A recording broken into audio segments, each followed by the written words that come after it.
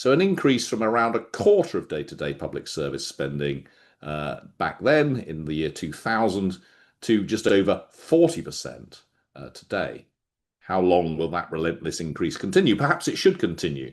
After all, as I often say, as we get richer, you'd expect us to spend more on health because there's very little point being rich if we're dead. So, of course, while spending reviews are supposed to provide full and final settlements, they rarely do. So this was a spending review giving us 3 years of spending plans, but these are nearly always reopened, and especially in the last year of the period, and almost always in an upwards direction. Indeed, we're due another spending review in 2027. And given the extent to which spending plans are front-loaded, this seems a particular risk this time. That is the risk that we will reopen and increase. Day-to-day spending rose 2.6% last year. It's due to increase by 2.5% this year, and 1.8% next year, but just 1% in each of 2027, 28 and 2028, 29. If that last year's spending plans aren't topped up, at some point, I'll be extremely surprised. So where might we see those pressures? Well, oddly, I think there's a good chance they'll arise from the two departments treated most generously yesterday. It's an important point. They may have got the biggest numbers, but that doesn't mean they got the biggest amount relative to what we're trying to achieve. Now, health spending nearly always gets topped up. Growth of 3% a year is below the historic average. It may not even prove enough to fund the official workforce plan, and it is at best marginal whether it will be enough to achieve the government's waiting list targets. So, good chance health spending will be topped up further. Now, defence spending is rising to 2.5% of national income by 2027, but no increase thereafter. Given external demands and government promises to get it to 3% of national income and unspecified date in the next parliament, there'll be pressure to increase it further. And that's before any increase in the NATO spending target to more like 3.5%, which this government would presumably feel some obligation to move towards. So they may have been in some sense the big winners in this spending review, but I think that's where the big pressures are likely nevertheless to be. Beyond those, the schools budget looks tight. Outside of additional spending on free school meals, it's essentially flat in real terms. Falling pupil numbers should give some room for manoeuvre and result in a modest real increase in per pupil funding, but absent some serious cost-saving reforms, ever-growing spending on special educational needs is likely to swallow much or perhaps even all of that funding growth. With day-to-day budgets growing so slowly, there's not going to be much room for further significant increases in public sector pay. Perhaps last year's big increases, followed by a period of rises broadly in line with inflation, will be enough to keep peace with the unions and to recruit and retain as necessary. If not, there could be trouble ahead. And we will have to wait and see whether the Home Office can really end spending on asylum hotels and hence achieve the savings they need to. The aid budget is now pared back to extraordinarily low levels, its lowest level in decades. Is that really going to be sustainable? It's unclear how DEFRA is supposed to manage annual cuts of 2.7% a year, year on year for the whole 5-year period. And actually, really importantly, the Treasury's reserve has been pared right back. It's lower than it's been in recent years. It leaves little space to deal with unforeseen pressures. Now, a word on capital spending. It was impossible, it really was impossible to understand from Rachel Reeves' speech yesterday what's actually happening with capital spending. It sounded like huge increases across the board, and certainly investment spending is set to settle at high levels by UK standards. But there are choices. Now, trying to make some sense of this, we've tried to break capital spending down into 4 categories: defence, growth-focused, net zero related, and public service related. Of course, there are overlaps. Some of defence, net zero, and public service should help growth, but that's not their primary purpose. So to give you some sense of scale, annual investment spending is due to increase by about 44 billion a year between 23-24 and 29-30 in cash terms, importantly in cash terms. Now, defence get just over 14 billion of that and net zero 9 billion. Those are the hands-down clear priorities for capital spending. It's a 40% real terms increase in the defence capital budget and 140% for energy and net zero. Now, various public services, health, education, housing, justice, Home Office, share another 9 billion between them. And then science and transport, which you might think of the explicitly growth-focused elements, get 5.5 billion. transport really does quite poorly, despite the slew of announcements and despite the fact that you might think it's very much important for growth. Though, to be fair, that's in part because of the lower spending on the disaster that is HS2. A couple more specifics before I hand over to my colleagues B. Boylo and Max Warner, who will provide much more on the individual departments.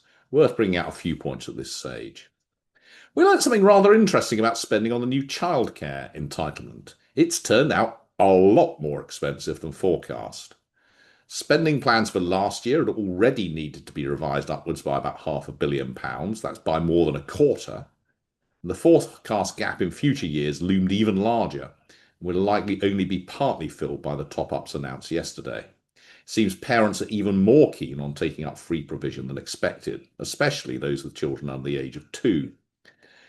Adding new legs to the welfare state is an expensive business. And there is a warning here. It's a warning that Rachel Reeves will be very aware of, given what she's had to do with winter fuel payments. You add additional responsibilities to the welfare state at your peril and at the peril of your future colleagues. It's very hard to pare them back. They tend to end up more expensive than you intended. These are never, or very rarely, temporary things. They are permanent. Now, local government in England did perhaps a little bit better than it might have expected. It's so often been at the back of the queue, and because it's so often been at the back of the queue, it needed some money for social care, particularly.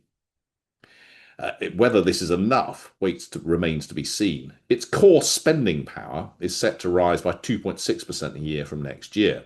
Now, there's a sting in the tail. This assumes that council tax bills will rise by 5% a year. Now, that is the explicit assumption in the Treasury Spending Review document. If English councils do choose 5% increases, and most almost certainly will, council tax bills look set to rise at their fastest rate over any parliament since that between 2001 and 2005. Now, that might not be so bad if it weren't for the fact that those bills are based on property values in 1991 and the system is regressive. So here's yet another plea to reform council tax. If you're going to increase your reliance on it, then surely you're under even more of an obligation to reform it into something at least vaguely rational. Let's not forget the devolved administrations. One part of the UK that's going to face some especially sharp choices is Scotland. Its Ardell funding, day-to-day public service funding from Westminster, will rise not by 1.2% a year over the spending review period, but by 0.8% a year. This is a result of the so-called Barnett squeeze, which, as budgets rise, is designed ever so slowly to reduce the very large gap in per capita spending between Scotland and England.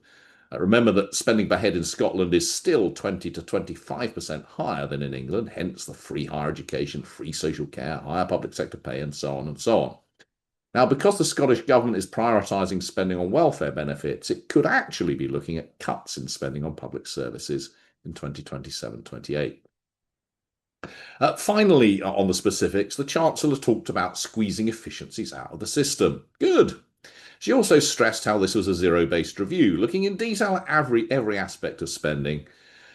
Well, one wonders how effective that was. We can't find any particular area of spending the government has decided it wants to withdraw from, other than perhaps overseas aid, and no very obvious big decisions about reducing particular areas of spending. On the efficiency savings, one thing is quite striking. It seems that virtually every department is ripe for exactly the same cut in its administration costs, 10% for all of them over the 3 years to 2028-29, and then another 5% in a single year, 2029-30. All of that irrespective of how much they might have grown, irrespective of planned spending increases, frankly, irrespective of anything at all. That is not the result of a serious department-by-department analysis. I hesitate to accuse the Treasury of making numbers up, but... Right, some conclusions. My colleagues will add a good deal of colour to all of this, but let me offer a couple of concluding thoughts. First, if you were baffled by the Chancellor's speech yesterday, so were we. It did not appear to be a serious effort to provide any useful information to anybody. I hope you find that what we have to say is somewhat more enlightening. I do want to call out to Treasury, though, the spending review document was a model of clarity, and thank you to those who put that together. Second, nobody should be in any doubt that Chancellor has had some incredibly tough decisions to take and balancing acts to perform. The fiscal constraints are all too real, and we can't have everything we might want. One can quibble over precise allocations, but what we saw was a perfectly reasonable set of prioritisations, if not a terribly exciting one, and one that didn't really bear the hallmarks of a zero-based review. The real test, though, will be in how well the money is spent, and especially how effectively the capital spending is spent and managed. That's the tough day-to-day business of government, and somewhat out of the spotlight of these big set-piece events. It's on that more than anything the government will be judged. Third, and finally, this was not a fiscal event in the sense that total spending levels had already been announced. Ms. Reeves is now going to have all her fingers and all her toes crossed, hoping that the OBR will not be downgrading their forecasts in the autumn. With spending plans set and ironclad fiscal rules being met by a gnat's whisker, any move in the wrong direction would almost certainly spark more tax rises. I'm going to stop there and hand over to my colleagues. As I say, Bea Boileau is going to go first. She'll give the big picture on the spending changes we heard about, and then Max Warner will go through some of the departmental changes. Then, as I say, please put your questions in the Slido app. Various others of my colleagues will be joining us to answer, hopefully, any question that you might come up with. We'll have David Phillips, who can talk about anything on local government and devolution, Ben Zaranko and Carl Emerson, who can answer anything on anything, and Christine Farquharson, Imran Tahir, and Luke Sibieta, who can focus on education if we have lots of questions on that. So plenty of expertise at this end, so do have your questions rolling in. But Bea, I will now leave this to you. Thanks very much, Paul. Let me share my slides. Here we go. All right, so as Paul said, I'll be talking broadly about the big picture at this spending review. So thinking about how spending has changed, winners and losers in relative terms, before passing over to Max, who talk a bit more about what these settlements might mean for individual services. So at this spending review yesterday, we saw departmental budgets set over the next few years, and we saw total spending levels for investment and day-to-day spending confirmed over this Parliament. And on these plans, total departmental spending, so that's day-to-day and investment spending, is set to grow by an annual real average of 2.3%.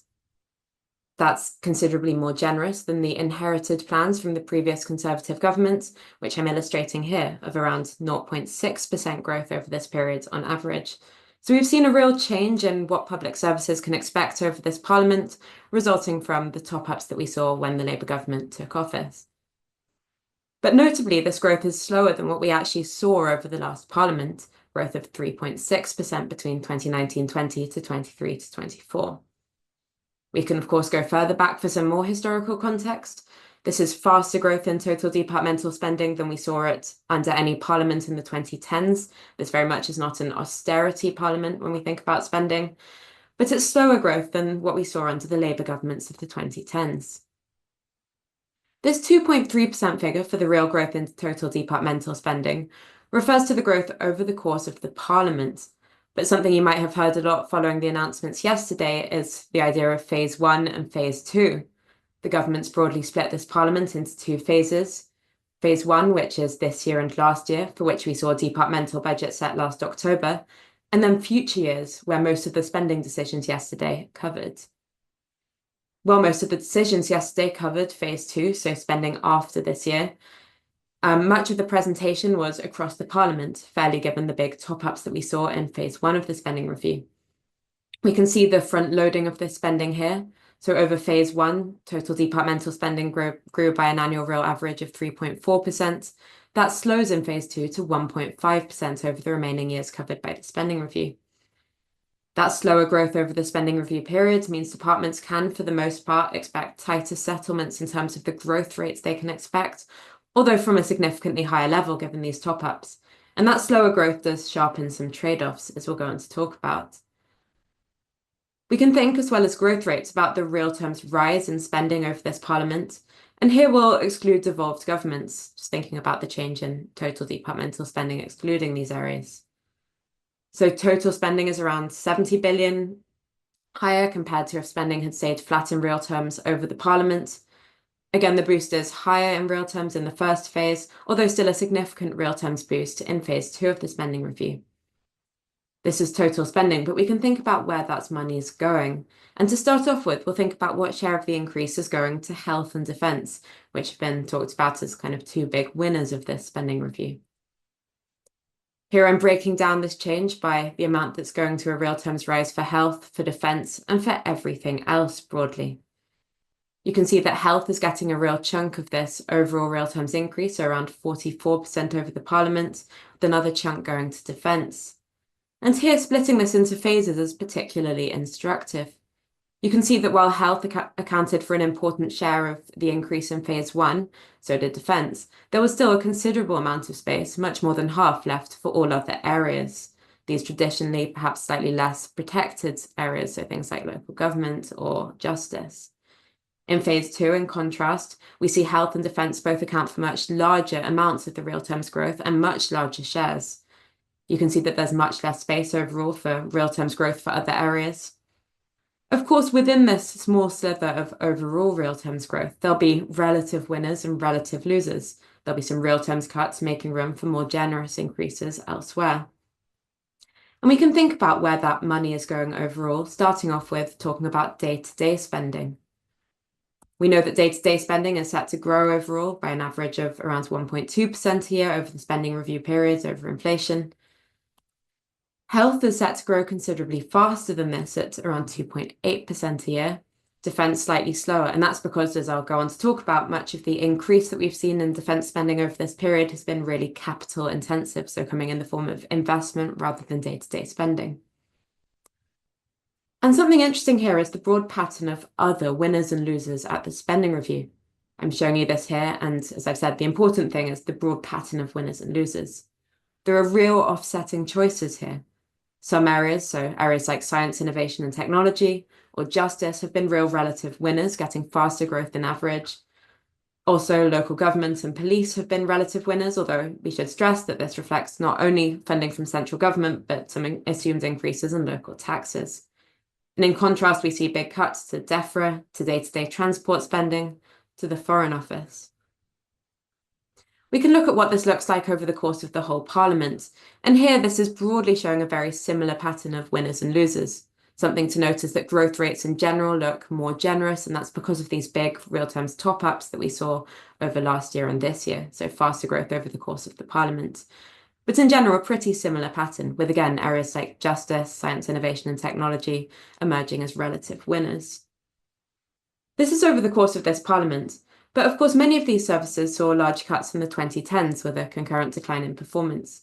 And we can think about what day-to-day spending might look like compared to its level in 2009 to 10 by the end of the Parliament, with some selected services. Total spending has gone up, and we can see that health spending in particular is set to be really considerably higher compared to its level in 2009 to 10, so reflecting the fact that health tends to be a relative winner throughout the 2010s and thereafter. Education spending is also set to be slightly higher at the end of this Parliament compared to its level in 2009 to 10. But you can see that some areas like defence and justice, despite being prioritised in this Parliament, are still set to be lower in real terms than the level in 2009 to 10. We can also see the impact of this government's cuts to some areas like international aid, which despite rises in the 2010s have been cut during the Parliament and are now set to be considerably lower in real terms than their 2009 to 10 levels. We can think now about how capital spending is set to have changed over the course of this Parliament and spending review period. Growth is of about 1.8% over the spending review period, and that's pretty fast for defence, which is the biggest relative winner, really. Health capital spending is set to be flat in real terms over this period, and we can look again at the relative winners and losers elsewhere. So in particular, business and trade, energy security and net zero are two relative winners. Interestingly, transport isn't a particular relative winner, despite this government's focus on growth-enhancing spending, or focus on growth as one of its missions. Other departments have been relative losers, so areas like the Foreign Office again. When we look over the course of the Parliament, the pattern does look slightly different, so faster growth as we saw for day-to-day spending, but in particular, growth for energy security and net zero is much faster when we consider the Parliament as the whole, reflecting big top-ups last year and this year. And we can think more broadly about what these changes in capital spending mean for the overall priorities of this government. And what we do here is we can broadly split capital spending top-ups into four broad categories. This is a bit rough and ready, but can give us a broad sense of what the government's priorities have generally been when thinking about top-ups. I should say we're here thinking about cash terms rather than real terms top-ups for ease of presentation. To start off with those increases, those large increases that we might see as growth focused, there have been increases here for science, innovation and technology and for transport, although we should say that the transport is in cash terms and the real terms top up is much smaller. But there's a set of other investments that we might better categorize as public services related. So clearly some of these areas like health investment, justice investment might have some spillover benefits when it comes to growth. But clearly, if your first priority is to boost growth, this isn't where you'd be looking to put money immediately. There's also affordable housing investment, which is somewhat in the middle between growth and public services. More affordable housing might clearly have spillover benefits when it comes to increasing the total level of housing supply and boosting growth. It's also clearly in service of one of this government's social policy aims. We then see this big top up to net zero investment. And net zero was one of the big relative winners, as we've seen from this Parliament. This money was largely going to areas like carbon capture, nuclear, housing insulation. While there might be some growth spillovers here, it's indeed likely that there are. Again, it's not what you think of as your first choice if your top priority is growth enhancing. And we see a similar story with defence spending, which gets the largest cash top up over this Parliament. Again, there's clearly some potential for growth spillovers here, particularly when we're thinking about additional investment in the UK's tech sectors. But you might not necessarily conclude that growth is the first priority of the government that's choosing to really prioritise defence. So it tells us something about broader priorities here. And I'll think a bit about this big top up to defence before passing over to Max, who'll tell us more about other services. So at the spending review, we saw previous plans to increase defence spending to 2.5% of national income by 2027 confirmed. But something to note here is that despite this big top up to defence spending, it's then planned to be held at this level of national income after 2027. And this tells us something about how seriously we might interpret the government's ambition to spend 3% of national income on defence in the next Parliament. Clearly, if you think that this is more of a concrete step, you'd expect defence spending to be ratcheted up towards 3% rather than held at 2.6% of national income. So this might be one sign that plans for later years might be revisited at the next spending review. That's particularly the case if the NATO target for defence spending is increased further to 3.5% of national income. And finally, one notable feature of these defence announcements and the top-up to defence is the capital intensity of the additional spend. So the share spent on investment in things like planes, submarines, nuclear deterrent, rather than the armed forces. And I'll finish up by just showing you what this capital intensity looks like in historical context. So this is the Ministry of Defence capital budget as a share of total Ministry of Defence spending. As you can see, through the 2000s and 2010s, this was around a quarter of total spending going to investment. This really rose in around 2020, and plans are for defence capital intensity to rise even faster. So this is in line with the priorities we saw set out from the Strategic Defence Review published recently, with our need to do things like replenish stockpiles after sending equipment to Ukraine. It's also easier to spend more on investment spending within our fiscal rules, of course. And it'll be interesting to keep an eye on whether this capital of increasing capital intensity continues, particularly if we see top-ups to defence spending totals. And I'll go on to passing over to Max, who'll tell us a bit more about what the outlook for particular public services looks like. Thank you very much, B. So, give me 1 second. Okay, so as B said, I'm now going to think about some of the implications of those big picture decisions for individual public services. And I'm going to start with by far the largest public service, which is health. So the Department for Health and Social Care, primarily responsible for the NHS in England, saw a day-to-day budget increase of about 2.8% per year in real terms over the spending review period, so that phase 2. If we zoom out over the whole Parliament, that's a growth rate of 2.7%. It's worth noting that NHS England, within Department for Health and Social Care, as is traditional, was prioritised for a little bit of an additional growth of about 3% per year. So this increase in health, as we saw from B, is generous relative to other departments this spending review. And that's really returning health to its traditional place at a spending review, getting above average increases in budgets. But it is worth saying that although generous relative to other departments at this spending review, it is lower than the long-run average increase in health spending, which is something more like 3.6%, rather than the 2.7% planned over this whole Parliament. It's also true, though, that this 2.7% is faster than growth rates that we saw for health and social care spending under Conservative chancellors since 2010, with an average of around 2.3% per year in real terms. Now that's day-to-day spending, but capital spending also matters a lot for the NHS. Here, capital spending is set to be flat in real terms over the spending review period.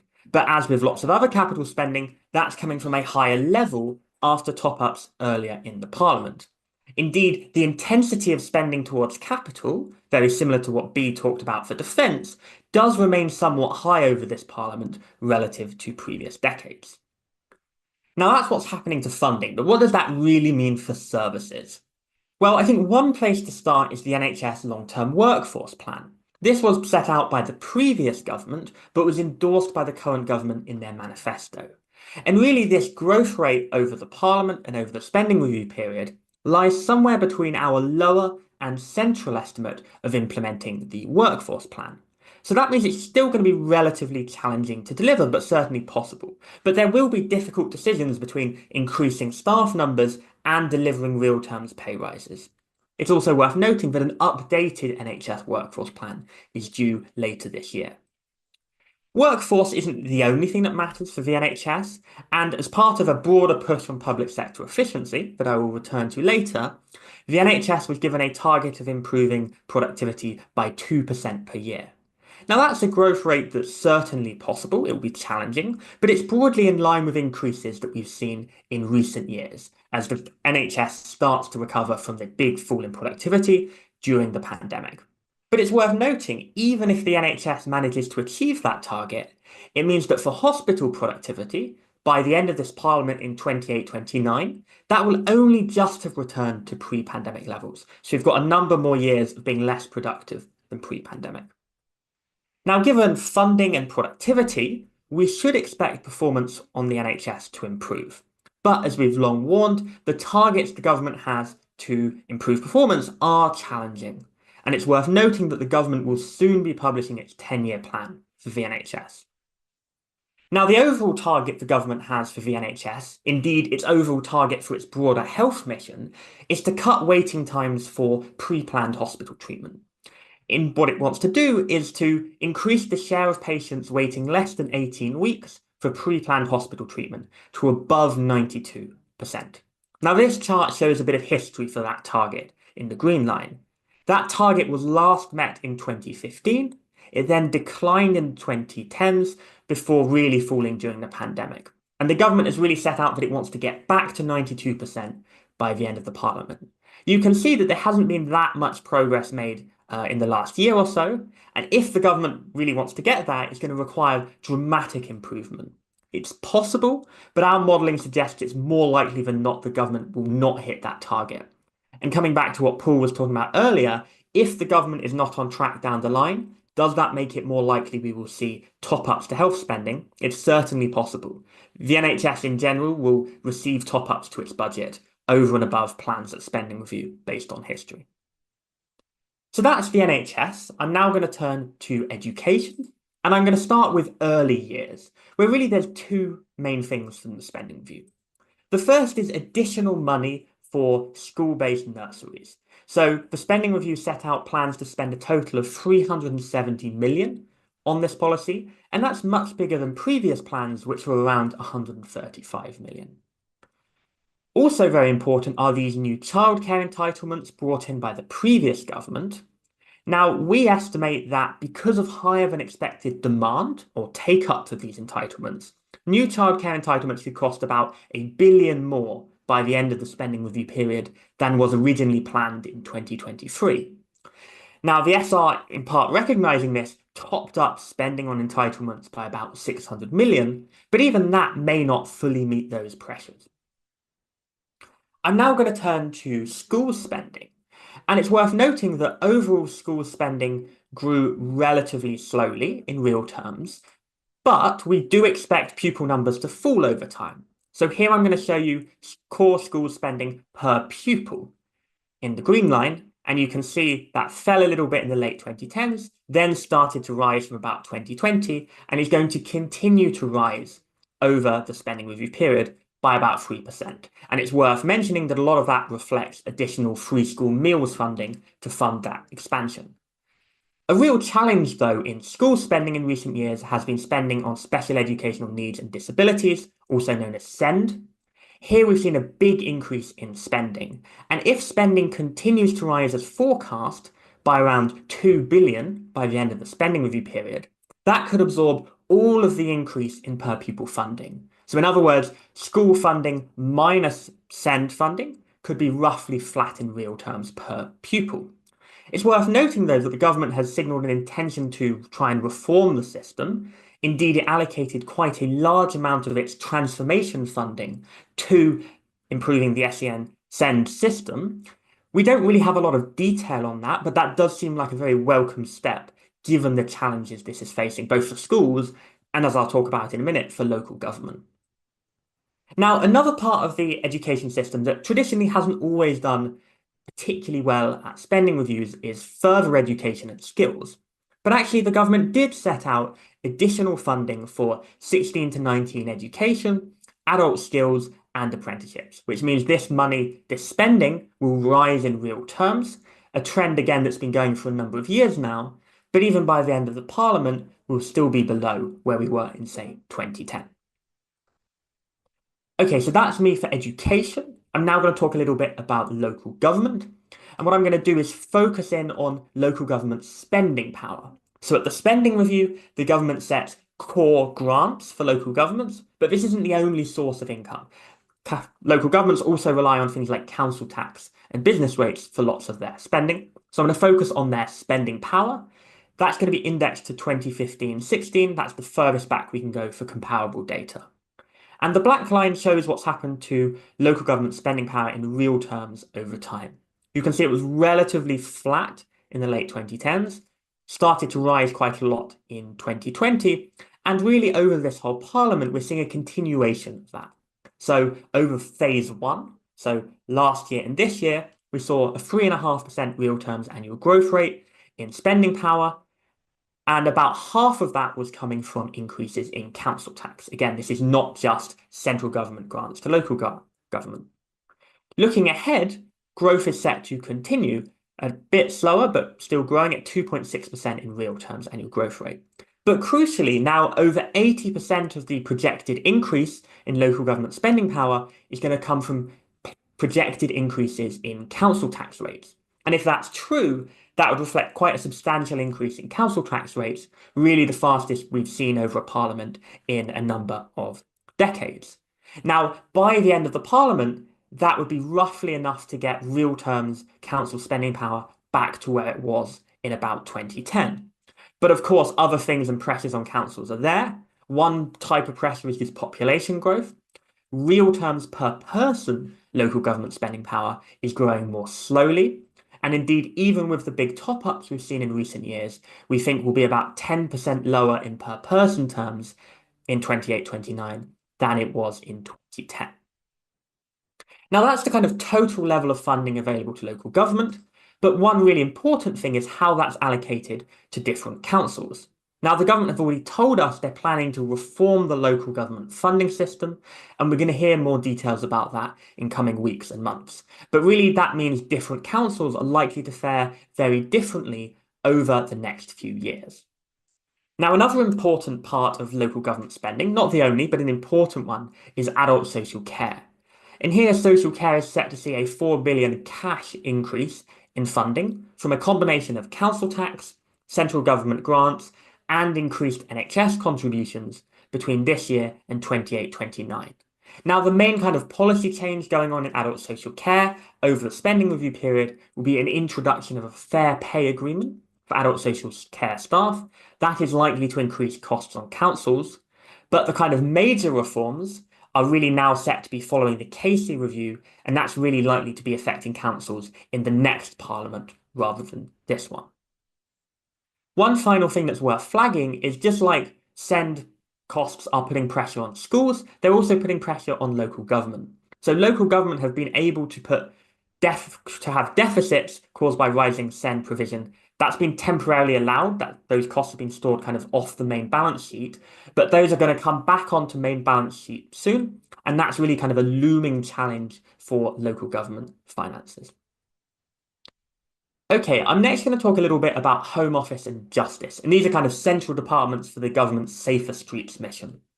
Now, the Home Office's budget is set to fall in real terms over this Parliament, one of the few budgets where that's the case for day-to-day spending, and that reflects a couple of things.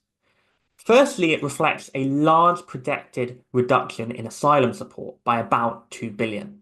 Now, we really should commend this government for being transparent about its projected plans for asylum spending and budgeting for them upfront. That's a welcome improvement from the previous government, who didn't really account for asylum costs and would often fund them from the reserve. However, of course, there is some uncertainty about how asylum costs will fall in reality, and if they don't fall as much as expected, that will put pressure on other areas, whether that's within the Home Office or once again from the reserve. Now, for other parts, non-asylum spending in the Home Office, settlements are also tight, really seeing no real growth. And one important part there is police spending.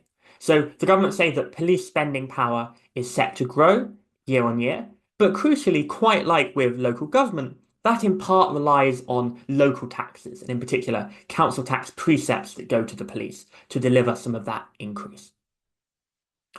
In terms of justice, the Ministry of Justice was a relative winner at the spending review, did better than the average department, and that is quite a change from some past governments. There's some additional funding, about 7 billion, to build 14,000 new prison places by 2031. That's a really big change. The government compared that to 500 net additions on prison places between 2010 and 2024. There's also seriously additional funding for probation and courts, but interestingly, no mention of legal aid. Now, that's kind of a little department by department, but I want to, for a few minutes now, zoom out on some bigger picture issues here. And one of them is public sector efficiency and productivity. Now, this government, like the past government, are making a big focus on improving public sector efficiency. And that, of course, is very welcome. There are kind of two parts to this. One part is focusing on improving the efficiency of day-to-day delivery of services. And alongside the spending review, the government published a very detailed document setting out plans and targets for individual public services. But another part of these efficiency improvements come from departmental administration budgets. So these are really funding for kind of administration, the central administration of public services, including, for example, employing a number of civil servants working in departments. Now, the government also wants to squeeze these administration budgets, and it has set out that over the spending review period, so phase 2, it wants to reduce total administration budgets in real terms by about 11%. Now, that's quite backloaded, and that might reflect the fact that things take time to get started with improvements, but it's striking that in 29-30, the year after, the government is currently planning an additional 6% reduction in real administration budgets. That's a really backloaded improvement. Now, we might expect different government departments to have really different scope for saving on administration budgets for a number of reasons.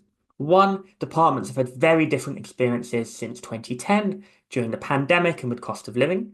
Second, some departments are growing and gaining new responsibilities. Some departments are shrinking.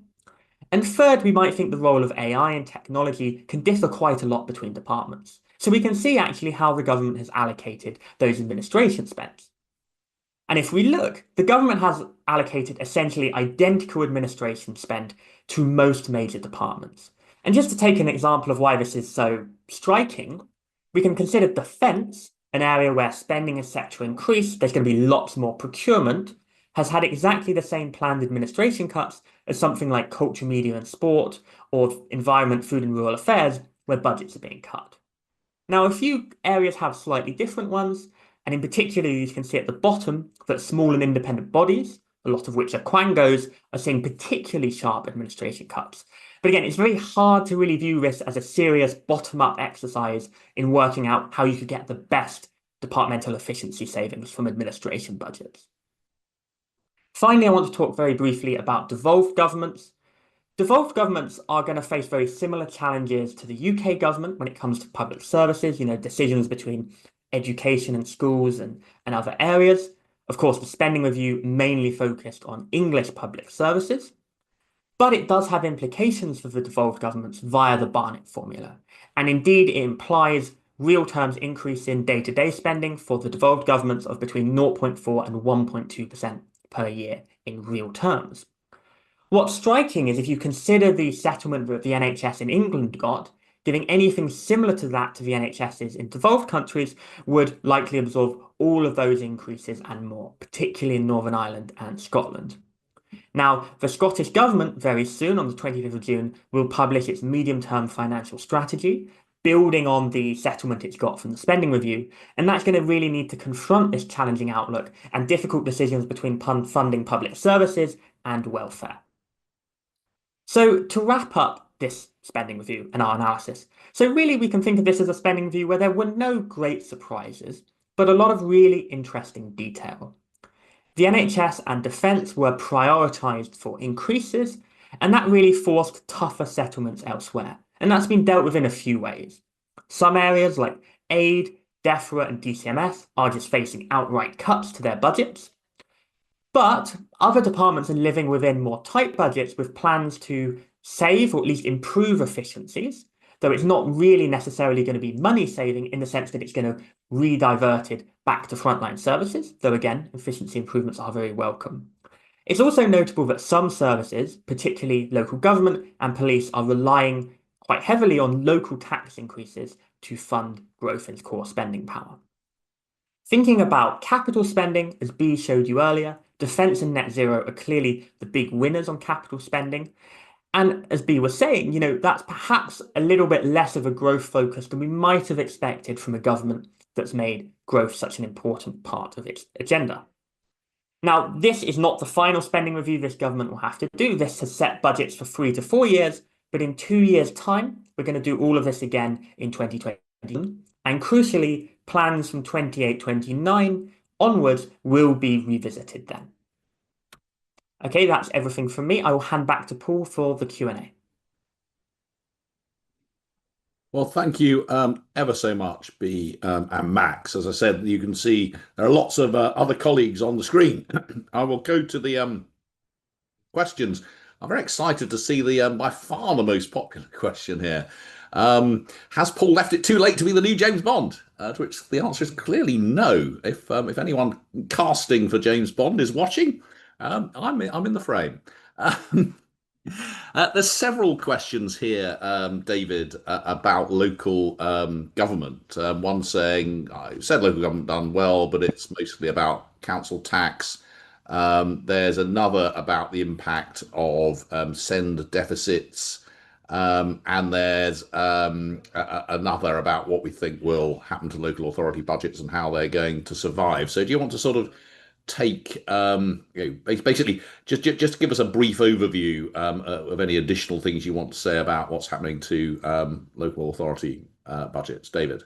Yes. Well, I think kind of the first thing to say is that I think it is a slightly better settlement for local government than was expected.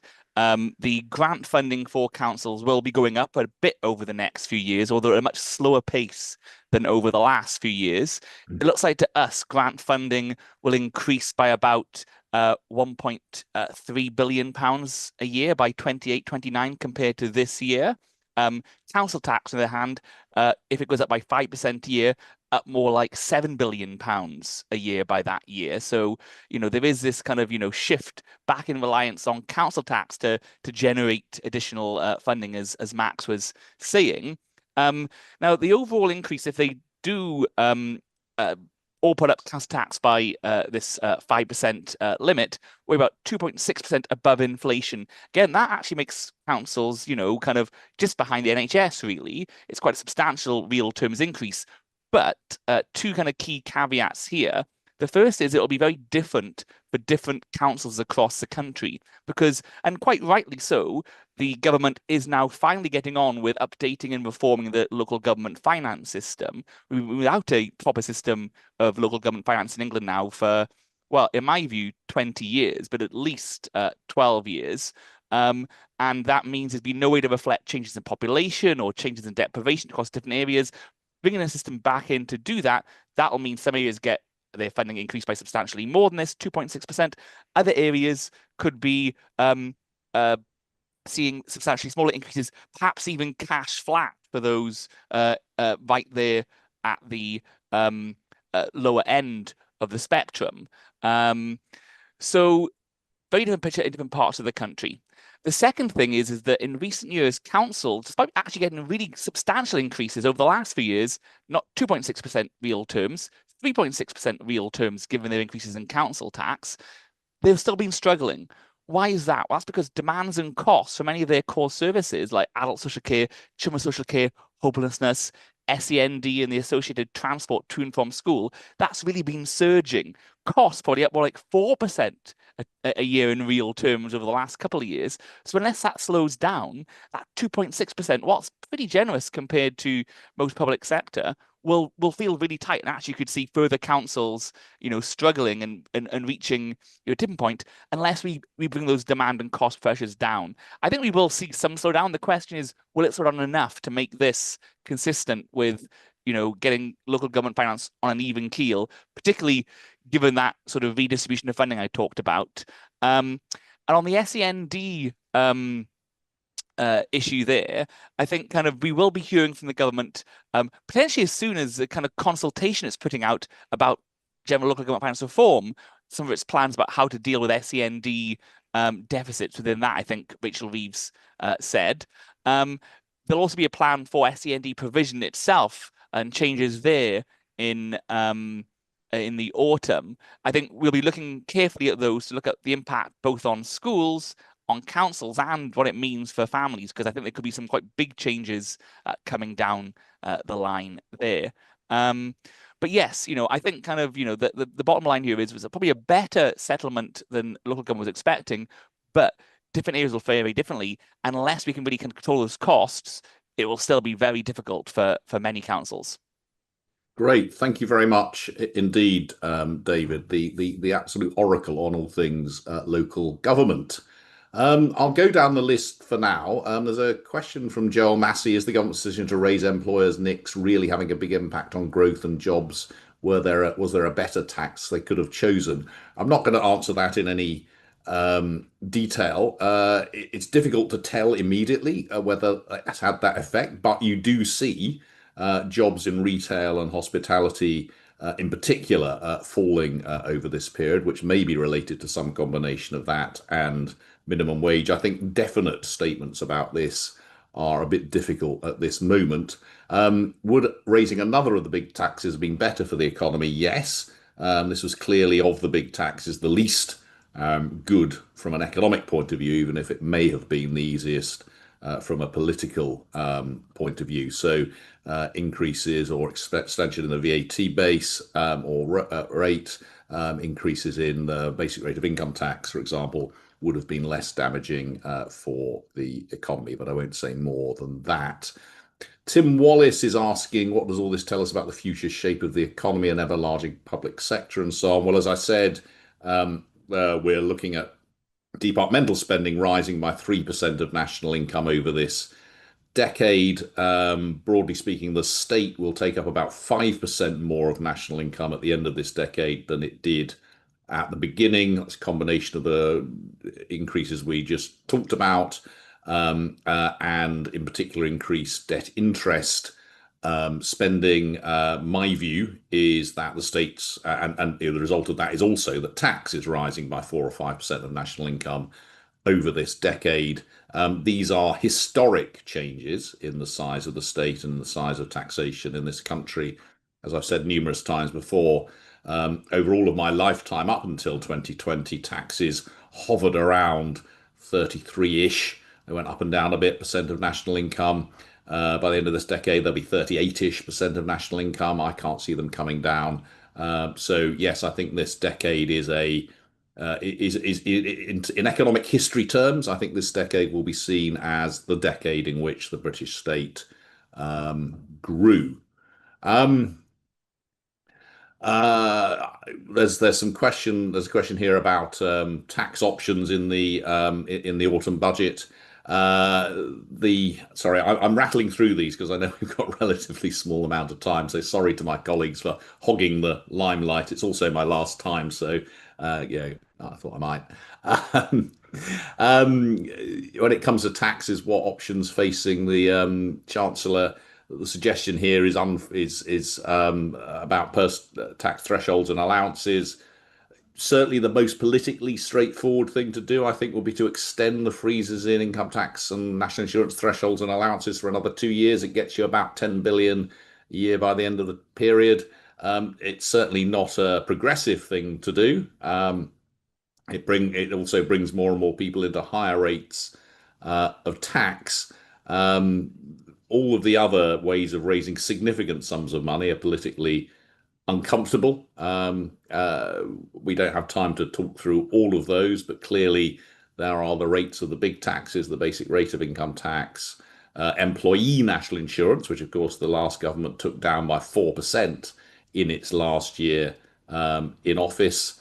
And then there are clearly reforms that you could make to some of the other taxes like capital gains tax and so on, but really hard to get significant amounts of money from some of those taxes. But we will, or my colleagues will, be looking at this issue of how you might increase taxes in much more detail, I'm sure, in the Green Budget that we will publish in the autumn before the autumn budget.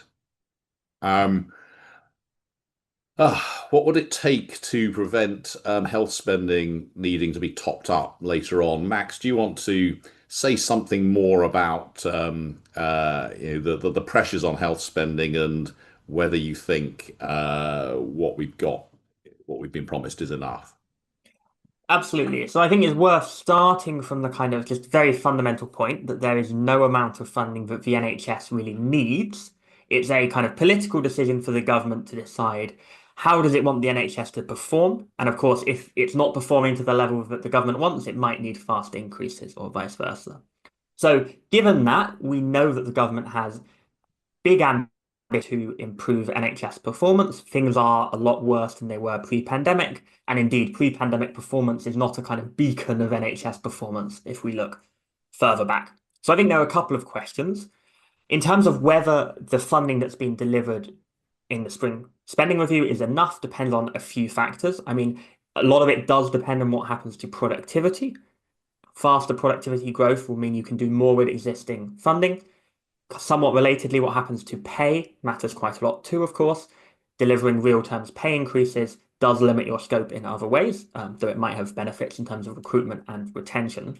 So I think it's very possible there will be a top up down the line. I think that depends on what's happened to performance over the next couple of years and whether the government decides things are not going fast enough. And if that's the case, is it willing to prioritize putting additional money into the system?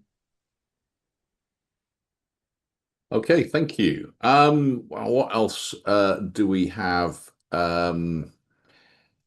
here? I like this one. Is the country essentially doomed because of more money being put towards pensioners? No, no, the country isn't doomed. We will be spending more on pensions and the health service over time.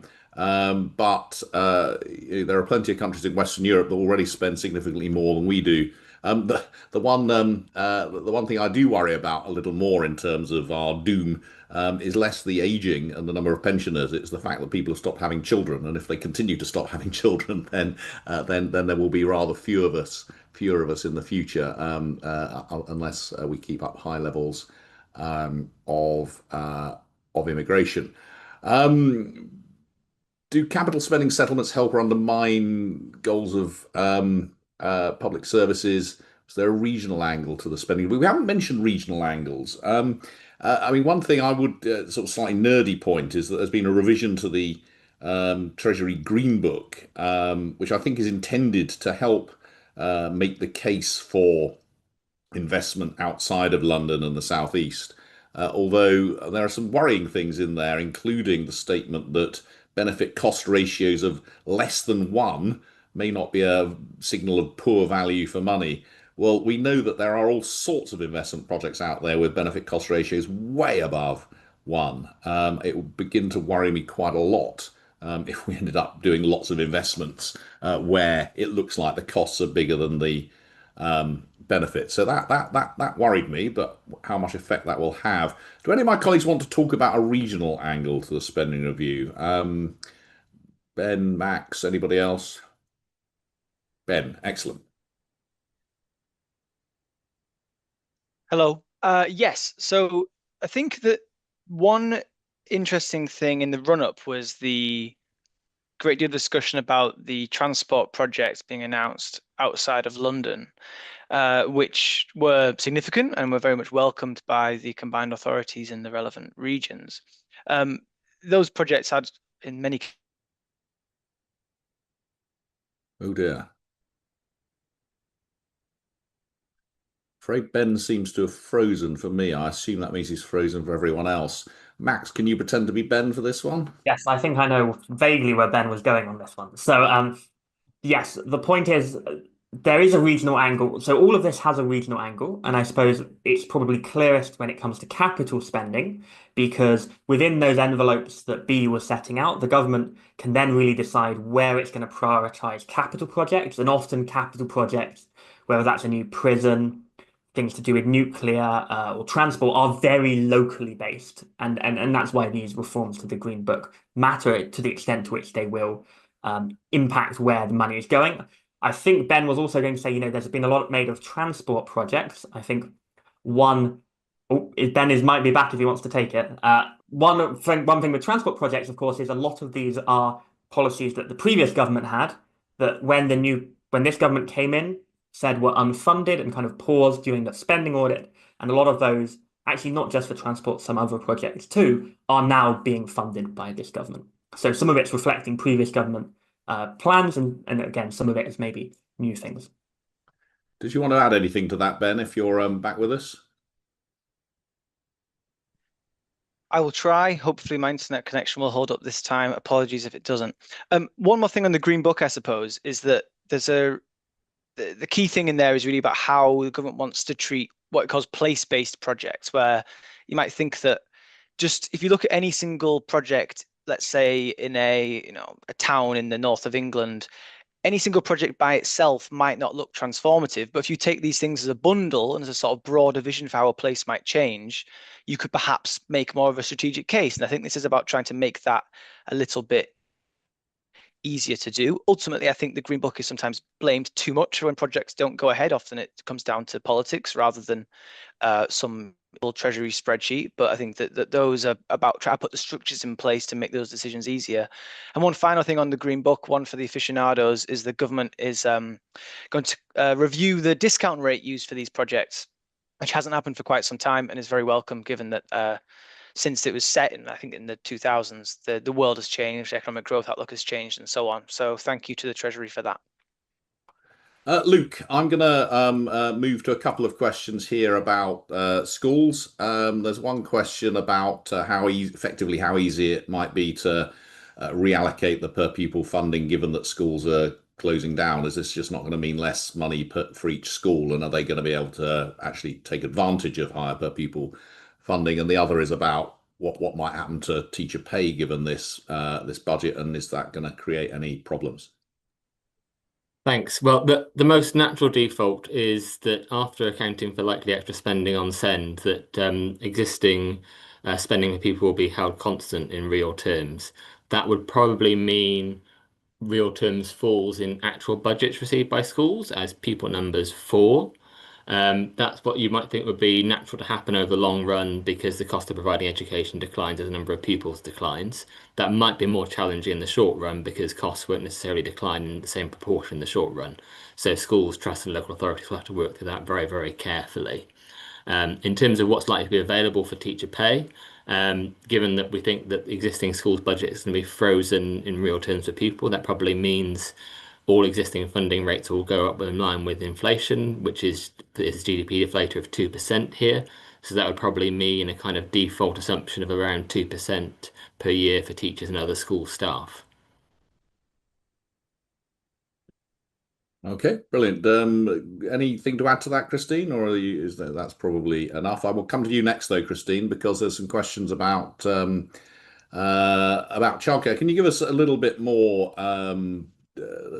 context for this big increase in expected costs on childcare? And is there anything the government should do to control that or make the system better? I'm interpreting the question here. Absolutely. So we're in the process of rolling out these big new childcare entitlements for families with kids under the age of announced by Chancellor Jeremy Hunt in the March 2023 budget. And the first year that they're going to be kind of fully rolled out is next year, 2026. So what we've found so far is if you look at last year, spending on those new entitlements turned out to be £500 million higher than what the government had originally thought back in December 2023. That's about a 28% increase on what the government had originally thought. And that's basically all coming from higher than expected take-up. That could be a really good news story if we think that that higher than expected take-up reflects more parents going back into paid work, working more hours, and therefore potentially fulfilling some of the growth prospects that this policy was intended to drive. So there could be a really good news story there. It's too early to tell how much that is the story and how much this is actually about preferences and other decisions families are making. What we can say for sure is that these entitlements are turning out to be a lot more expensive than we expected. And because they're not fully rolled out yet, actually that under budgeting, that overspend is going to grow over time. So a reasonable forecast might be that childcare entitlements next year end up being about £1 billion higher or quarter higher than what we had expected back in March 2023. That's why the government in the spending review decided to add a top-up. A lot of that top-up, a little bit more than half of that top-up, was essentially already spoken for by that rollout, but there is some genuinely new money in there that is trying to partially address, to go some way to addressing this higher than expected take-up and therefore this higher than expected spending. In terms of whether that's a good thing or if there's something else government should do, it really depends on what the drivers of this are. If we think that this is all about new parents moving into paid work, then in some sense, great. If we think that there's something else going on here, then what that means is we're putting more pressure on everything else that DfE wants to do and that the government more widely wants to do in service of these childcare entitlements that are turning out to be a lot more expensive than we originally thought. Great, thank you. We're a few minutes over. I'm going to ask one last question. I'm not quite sure who out of Max, B, and Ben will want to take it. It's essentially about the efficiencies. There's a question here specifically about 9 billion of efficiencies promised by the NHS. Are they plausible? But more generally, we're promised all sorts of efficiencies and administration costs, cuts, and so on. How important will achieving all of that? So there's one question about the plausibility of the NHS changes, and there's a separate question I think about how important is, broadly speaking, all of the expected savings there for making all the numbers add up. I can certainly take the first one, and then Ben might want to add in on the second one. So on the first one, I mean, as I said, the target is kind of these 2% efficiency savings per year for the NHS. If you compare to very recent history in the last few years, that seems relatively possible. You know, the NHS has delivered on its measures above 2% improvements, at least for hospital productivity in the last few years. You know, you could imagine that it might get harder and harder as a lot of this is pandemic recovery. It might get harder and harder to get those kind of recovery productivity improvements, and you have to start getting some kind of new productivity improvements. But as I said, trying to get hospitals back to pre-pandemic productivity by the end of this parliament doesn't seem radically ambitious, doesn't seem, you know, unachievable. It will be challenging. More broadly, public sector as a whole, at least by ONS measures of public sector productivity, is less productive than it was pre-pandemic. That's true for many individual government services. And so there clearly is, well, there's two things. There are questions about what's driving that, and what's driving that, in a sense, determines what the government can do about it.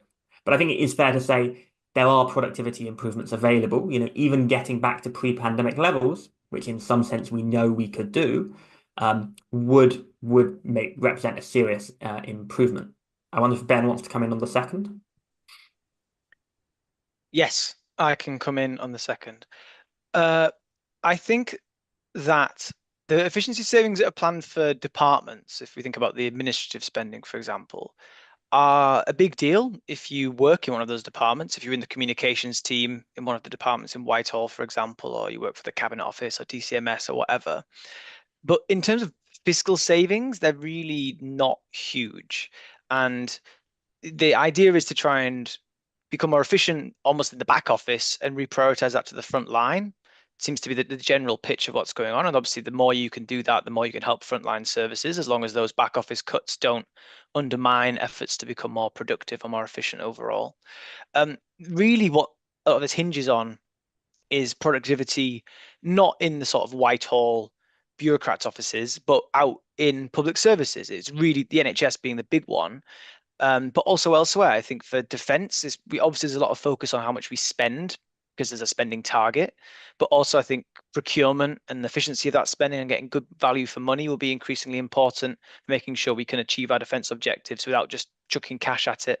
And then more broadly in public services, bits of the justice system, for example, where there's signs of reduced productivity, whether schools, where there's lots of hype around AI to maybe take some of teachers' workload away and things like that, where there will be some scope for improvements, but that's really where the money is. That's where the spending is. And that's where I think the delivery question is, rather than can we save 50 million by closing down a London office? Brilliant. Well, thank you. I think we will draw things to a close there. Again, thank you so much to my colleagues who, as ever, were up very late last night preparing all of this analysis and who somehow have drawn it all together into a very clear, I hope you found, explanation of what happened yesterday. We will be back, of course, in the run-up to the autumn budget with our green budget. And with plenty of things between now and then. But I will sign off for my last event of this kind at the IFS.